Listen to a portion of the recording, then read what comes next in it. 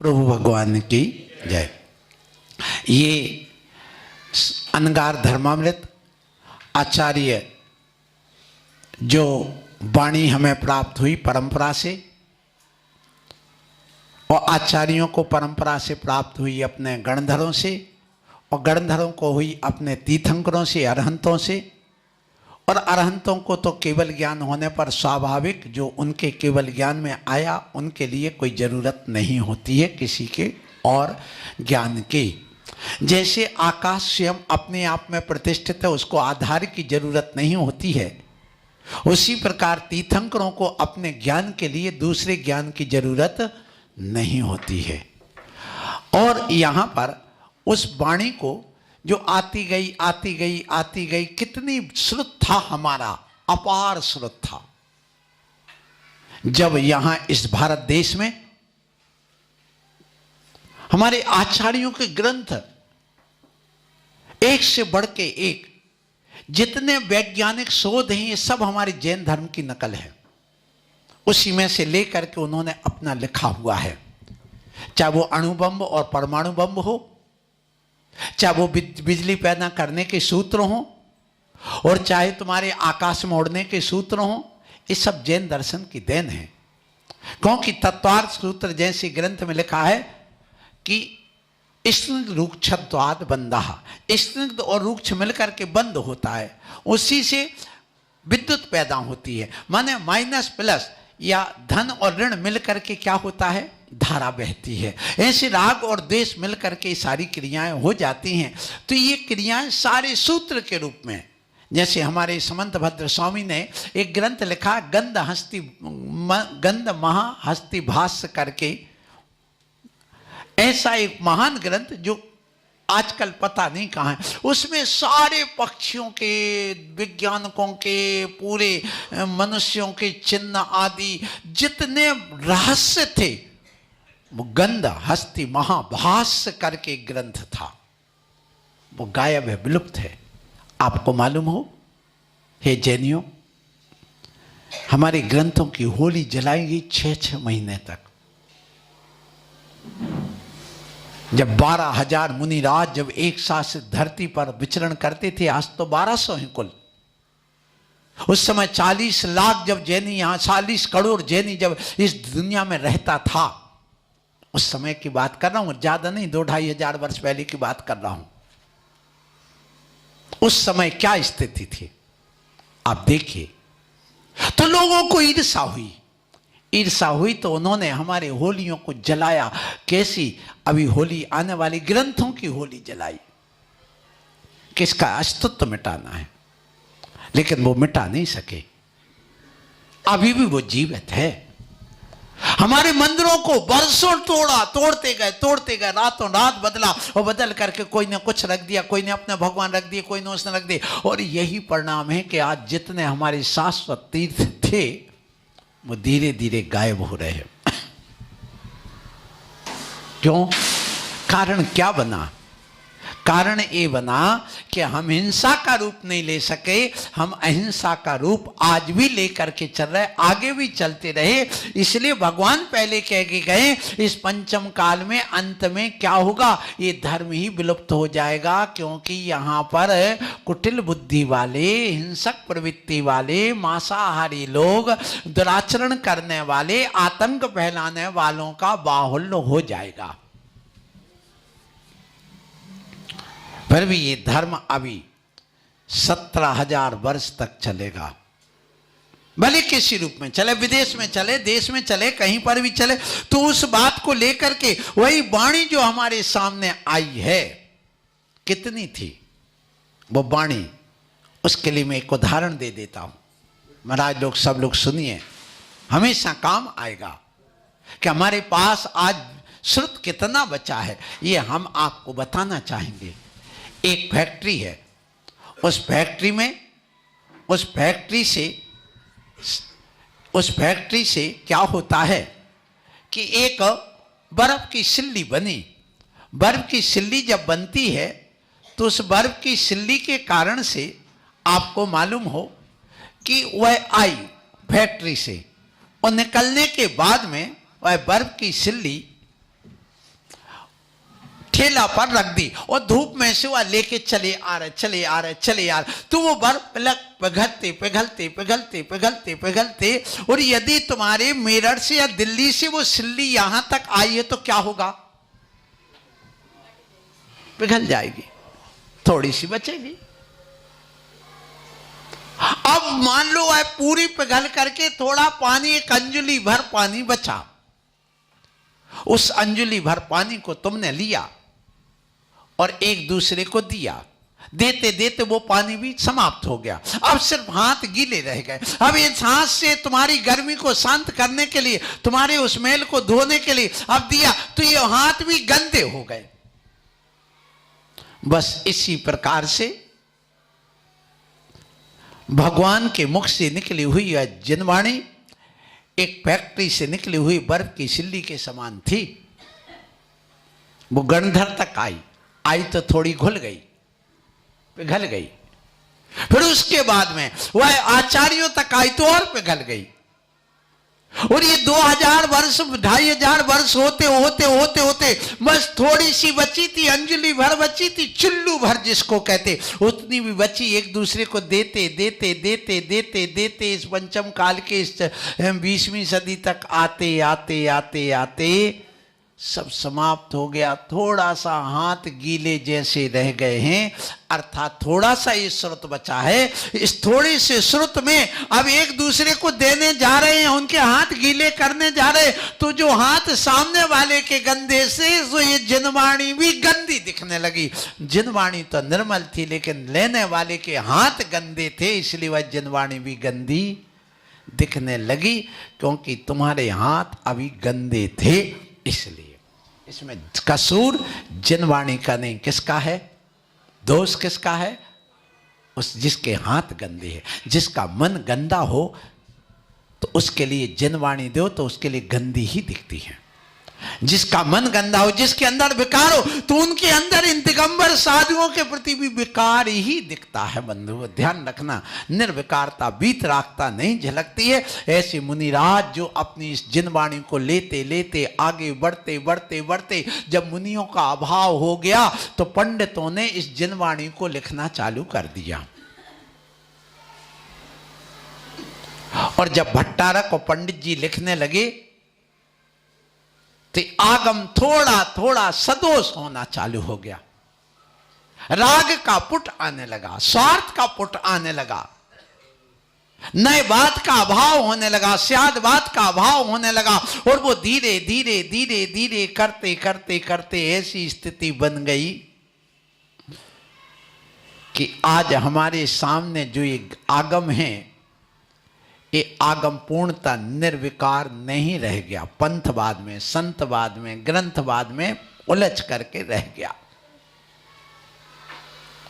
फिर भी हम सौभाग्यशाली हैं कि जो कुछ मिला तो हमारे पास है, तो उसी से हम अपना काम चला रहे हैं।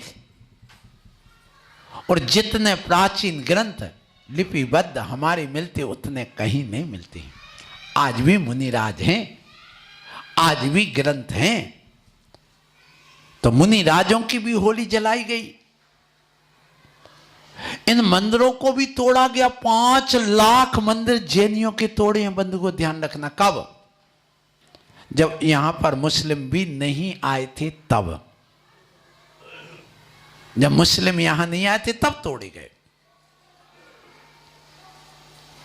और आज भी अनूप जैसा मंडल हमारे सामने हैं। इन साधुओं की हत्या करने में भी वो उतारू होने को बैठे हैं। ये ध्यान रखो। कौन साधु कहां आ रहा है, कहां जा रहा है, ये उनको सब पता रहता है। कैसे कुचलना है, कैसे एक्सीडेंट कराना है, ये भी उनको शिक्षा दी जाती है। यही वजह है कि कुछ समय पहले हमने इसका विरोध भी किया, उन्होंने भी हमारा कितना विरोध किया। अंतोगत्वा जहां सत्य है वहां सत्य ही रहेगा। एक दिन सत्य में हो जाते, सत्य की ही विजय होती और होगी, क्योंकि भगवान के द्वार में देर है, अंधेर नहीं है। बड़े सौभाग्यशाली हो तुम लोग, सरधना वालों, सुनो कि आज भी तुम्हें ऐसे दिगंबर साधुओं के दर्शन हो रहे हैं जिनके अंदर विकार नहीं। आज तो बच्चा 1 साल का होते उसको लज्जा आने लगती, शर्म आने लगती, वो कहता कपड़े पहना, हम दिगंबर नहीं बनेंगे, हम एक अपनी जंगियाँ नहीं उतारेंगे, हम चड्डी नहीं उतारेंगे, हम तो कपड़े में रहेंगे। उसको शर्म आती है। और कहाँ विचार करना, जिनसेन आचार्य महाराज गर्भ दिगंबर 12 साल की उम्र तक दिगंबर घूमते रहे। ऐसे बच्चों के साथ पहले ऐसे होते थे। मैं समझा पढ़ता था स्कूल में, गांव में, तो जहां घर था, घर से 1.5 किलोमीटर 1.25 किलोमीटर दूर स्कूल था और बीच में एक नदी पड़ती थी, बंगला नदी कहते थे उसको। उसमें पानी बहता रहता था घुटने तक पानी में। एक दूसरे बच्चे हाथ पकड़ पकड़ करके जाते थे। और उस समय भी जब बीच में छुट्टी हो जाती 12 से 1 बजे, तो बच्चे सारे की पैंट और सफेद शर्ट उतार करके किनारे पर अपने बस्ते में रख लेते और नंगे हो करके सब स्नान करते बच्चे। कहां 8वीं कक्षा तक, 8वीं का बच्चा बड़ा होता है। आज के 8वीं साल के 8वीं में पढ़ने वाले उस बच्चे से खड़े हो ना, दिगंबर हो, कपड़े उतारो, उसको शर्म आ रही, मैं यहां कपड़े कैसे उतारो। लेकिन उस समय कोई लाज नहीं, शर्म नहीं, कोई विकार नहीं, कुछ नहीं। साजी नग्न दिगंबर होकर ऊपर 5-7 फीट ऊपर से पानी में कूद करके वो नहाते सारे बच्चे एक दूसरे। कोई विकार नहीं था, वीतरागता जैसी वहां झलकती थी। सब देखते थे उन महिलाओं के अंदर, उन बालिकाओं के अंदर कोई विकार नहीं होता था। लेकिन आज इस तुम्हारी जो मोबाइल और टीवी जो आ गई है, इसमें जो विकार भर दिया है, ये जितने ऐप हैं वासना के, ये ऐप पैदा कर रहे, ध्यान रखो। और आज हमारे बच्चे अब मुनियों के पास हाथ जोड़ने में, आहार देने में, उनके साथ चलने में शर्म महसूस करते हैं। होटल पे चाटते शर्म नहीं आती है। पत्तों में अर्ध नग्न होकर के कपड़े वहां बेटियां जो पहन करके खड़ी हो जाती, उनको शर्म नहीं आती वहां। और यहाँ दिगंबर मुनि जिनके अंदर कोई विकार नहीं, सहजता सरलता है, उनके सामने उनको शर्म आती है। तो मैं आपको कहूं, जब यहाँ पर ग्रंथों का अभाव होने लगा, मुनियों का अभाव होने लगा, तो उन्हीं में पंडित आशाधर जी हुए और उन्होंने इस सागार धर्मामृत को लिखा। क्योंकि भट्टारक परंपरा आने से मुनियों में शिथिलाचार बहुत आ गया था, उन भट्टारकों में भी आ चुका था। इसलिए उन्होंने कहा ये स्वरूप क्या है धर्म का, तो उन्होंने इस 9 अध्याय के द्वारा इस ग्रंथ को विभाजित करके मुनियों के लिए एक पंडित ने ग्रंथ लिखा। आप सोचिए, विचार करिए, मुनि की आचार्य संहिता एक श्रावक बना रहा है। मुनि के आचार्य ग्रंथ एक पंडित श्रावक लिख रहा है। जबकि ये ग्रंथ आचार्य कुंद स्वामी ने लिखा है। तुम भी एक सौभाग्यशाली हो कि इस ग्रंथ की वाचना तुम्हें सुनने को मिल रही। बिना वाचना के वाचना तुम्हारे यहां चालू हो गई। 2 दिन से आप सुन रहे हैं बराबर। आज मैं इसको 8वें अध्याय की आवश्यक निरुक्ति के माध्यम से मैं कहना चाहूंगा। पेज नंबर 27 की प्रस्तावना में आप देखिए, 6 आवश्यक होते हैं: सामायिक, स्तुवन, वंदना, प्रतिक्रमण, प्रत्याख्यान, कायोसर। इन्हीं का वर्णन इस अध्याय में कर गया। अंत में कृति कर्म का वर्णन है। कृति कर्म किसे कहते हैं? कृति कर्म का अर्थ जो आत्मा को कृत कर दे। कृत का अर्थ जो करने योग्य कार्य है वे पूर्ण कर दे, कोई भी शेष ना रहे, उसका नाम कृत। जो आत्मा को कृत बना दे, अर्थात सारों पुरुषार्थ की सिद्धि करके मोक्ष दिला दे, उसका नाम कृति कर्म है। आचार्य कुंद स्वामी ने जो मूलाचार ग्रंथ लिखा है, भट्टकेर आचार्य के नाम से, और जो मूलाचार प्रदीप लिखा गया एक ग्रंथ मुनियों का, उसमें पढ़िए क्या लिखा है। उसमें लिखा हुआ है कि जो श्रावक हो या साधु कृति कर्म नहीं करता, वो कभी कृत नहीं हो सकता, उसको मोक्ष मिल ही नहीं सकता। अभी कृति कर्म क्या कहलाता है? करने योग्य कार्य जिस विधि से किया जाता है उसका नाम कृति कर्म है।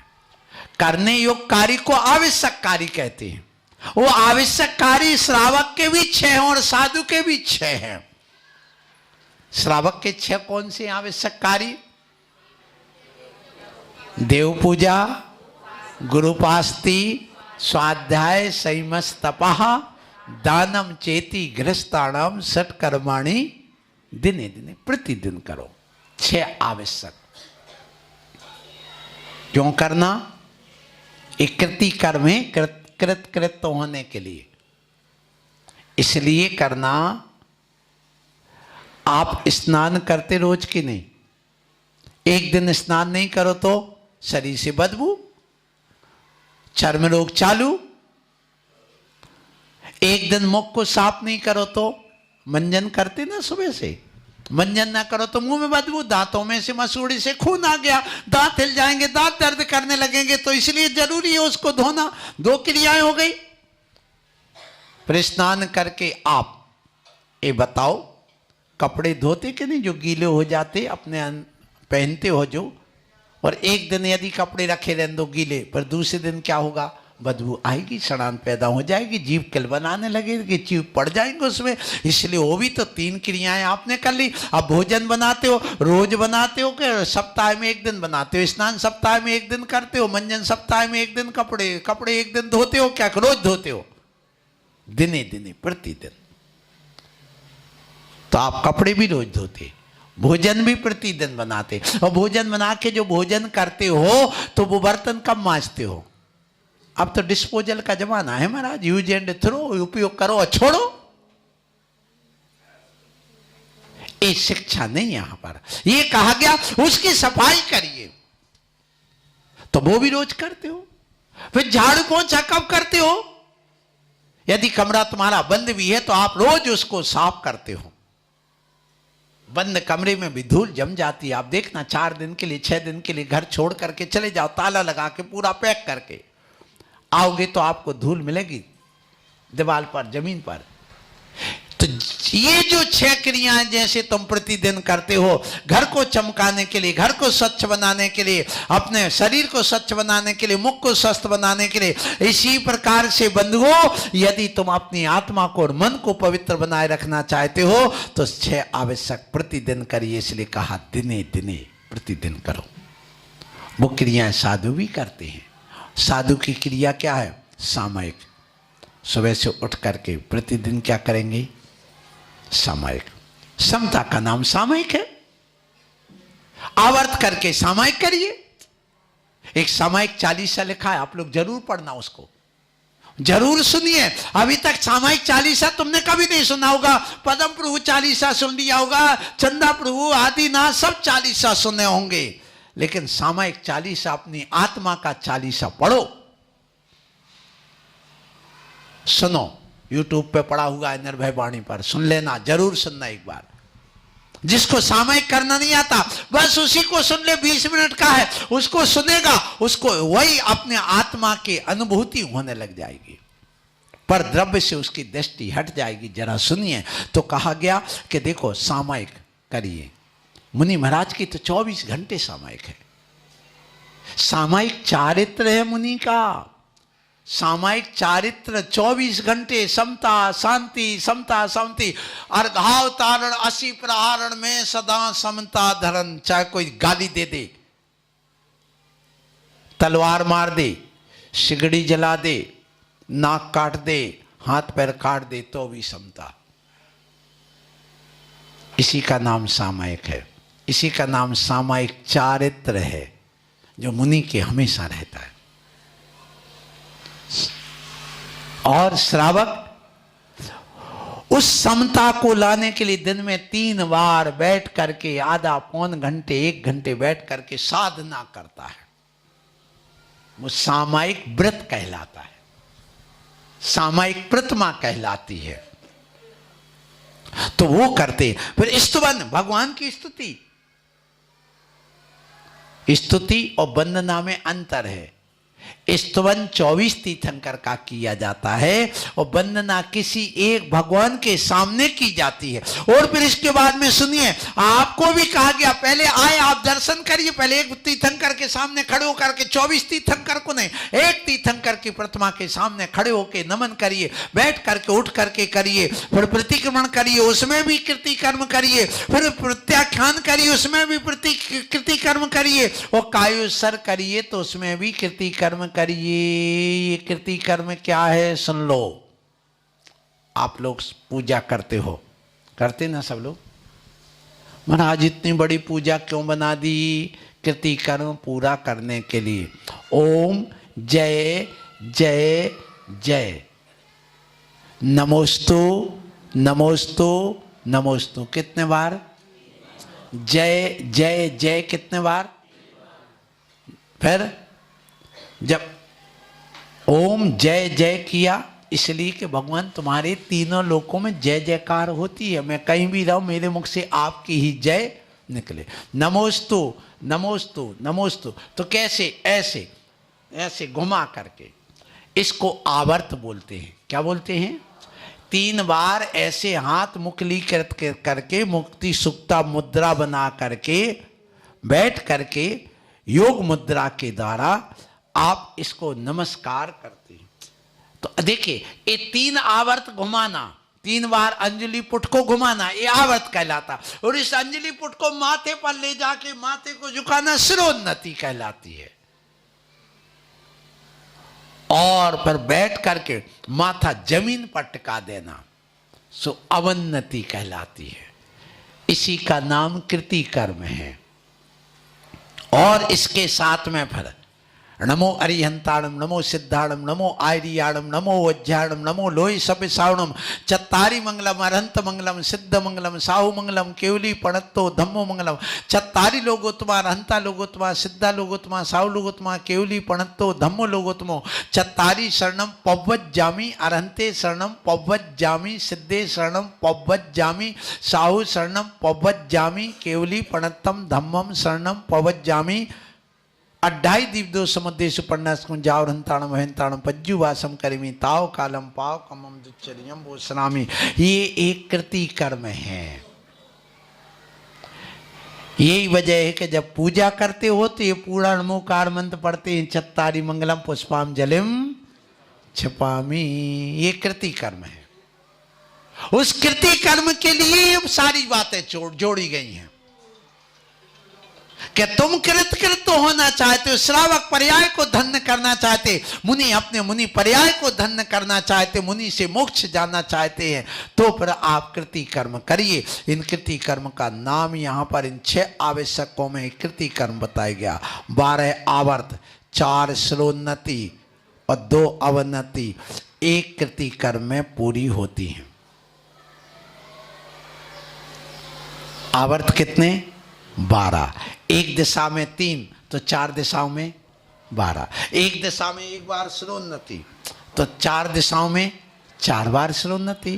फिर जब शुरुआत करेंगे तो बैठ के अवन्नति करिए, फिर खड़े होकर के, फिर अंत में जब घूम करके पुनः बैठ जाओ तो पुनः 1 बार। तो अवन्नति कितनी हो गई? 2, एक शुरू में और एक अंत में। ये क्रिया यदि तुम सच्चे श्रावक हो तो कम से कम पर्युषण पर में, अष्टानिका पर में बैठ करके करो, तभी तुम्हारी मानव पर्याय की सार्थकता है। तो यहां पर ये कहा गया कि ये जो यहां कह रहे हैं कि वो मुनिराज देखिए साधु 3 बार नित्य देव वंदना करते हैं और उत्कृष्ट रूप से 6 घटिका तक करते हैं। रात्रि में 3 घटिका और दिन में 3 घटिका पूर्वान्न वंदना आदि काल माने 3 घटिका का अर्थ हो गया 1 घटी 24 मिनट की होती है। तो 2 घंटे 12 मिनट तक ही वंदना करेंगे भगवान की। सुन लो हे मुनिराज, कितने घंटा? 1.25 घंटे तक भगवान की वंदना। यहाँ तो श्रावक पूजा भी नहीं कर पा रहा 1.25 घंटे। जल्दी करो, भागो भागो भागो भागो, कहाँ जाना महाराज, 2 मिनट में हमारी पूजा हो जाए, ऐसा काम बताओ। तुम तो जैसे चौकी में करवा लेते ना अपनी जल्दी जल्दी, ऐसा कोई उपाय, शॉर्ट रास्ता बता दो, शॉर्टकट, सीधे पहुंच जाए। शॉर्टकट रास्ता वालों सच्चा सुख नहीं पा पाओगे। हाँ, जल्दी जाने की इच्छा मत करो, अधिक से अधिक इस धर्म ध्यान में समय व्यतीत करने की बात करो। मुझे आश्चर्य तो ये होता है, एक व्यक्ति जब सुबह से उठता है तो आधा घंटे बुरुश करता है, 15 मिनट बुरुश करेगा, 15 मिनट का आधा घंटे इस बाथरूम में घुसा रहेगा, आधा घंटे वो लैट्रिन में बैठा बैठा वहीं का पेपर ही पढ़ने लगे, सिगरेट पीने लगे, वहीं बैठे बैठे पता नहीं क्या करता रहे।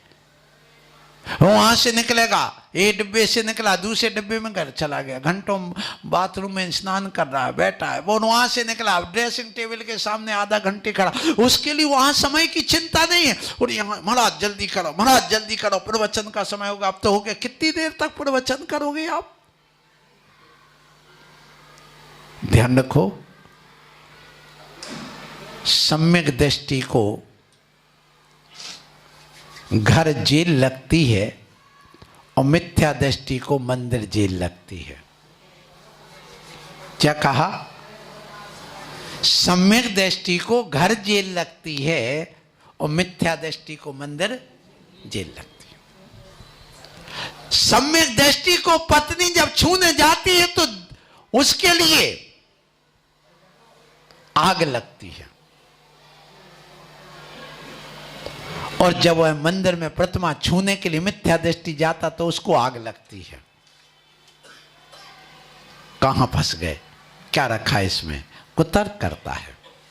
हाँ, इसलिए उसको घर में अच्छा नहीं लगता, जेल लगता हुआ घर, भागता है। चलो, तो यहां पर कह रहे वह कृति कर्म करेगा, कितने घंटे तक, कितने समय तक, सुन लो, स्तुति करेगा 24 भगवान की।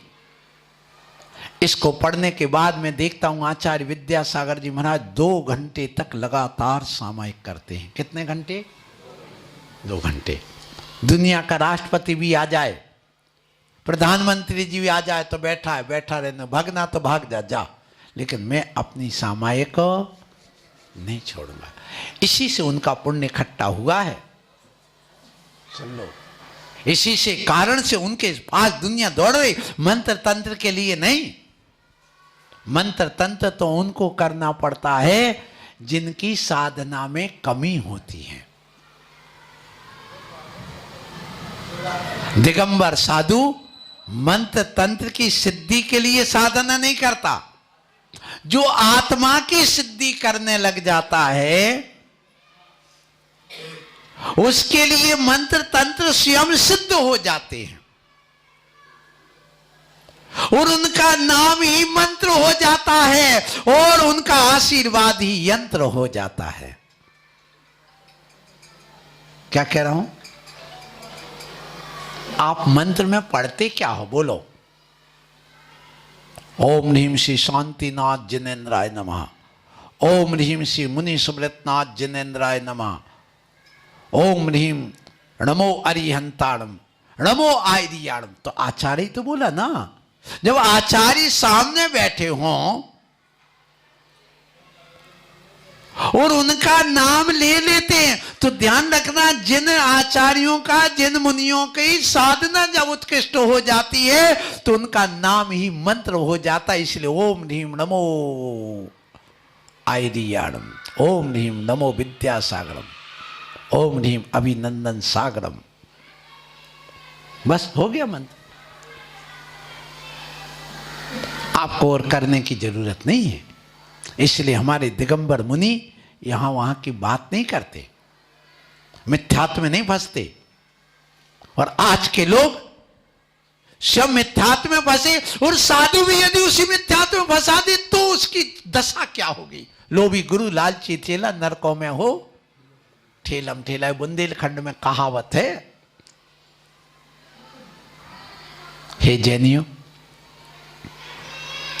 कुछ सोच लो, समझ लो, ज्ञान ले लो, ले लेना।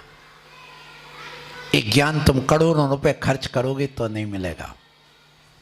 बिन मांगे मोती मिले, मांगे मिले ना भीख।